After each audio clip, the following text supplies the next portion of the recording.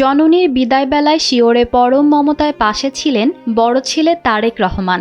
দীর্ঘ ১৭ বছরের বিচ্ছেদ আর প্রতীক্ষার অবসান ঘটিয়ে দেশে ফেরার পর মায়ের শেষ মুহূর্তে হাতটি ধরেছিলেন, কিন্তু সব মায়ার বাঁধন ছিন্ন করে না ফেরার দেশে পাড়ি জমালেন দেশের সাবেক প্রধানমন্ত্রী ও বিএনপির চেয়ারপারসন বেগম খালেদা জিয়া।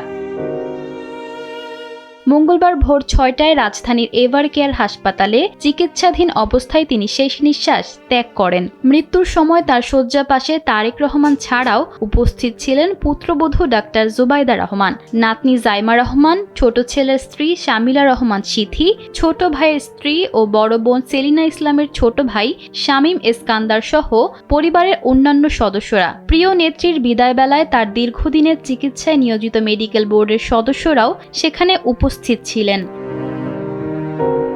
বিএনপির চেয়ারপারসনের প্রেস উইং থেকে পাঠানো এক বার্তায় অধ্যাপক ডাক্তার AZM জাহিদ হোসেন এই হৃদয় বিদারক সংবাদটি নিশ্চিত করেন।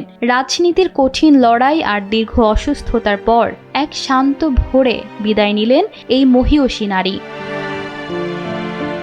ঈশিতা আক্তার, সময়ের আলো।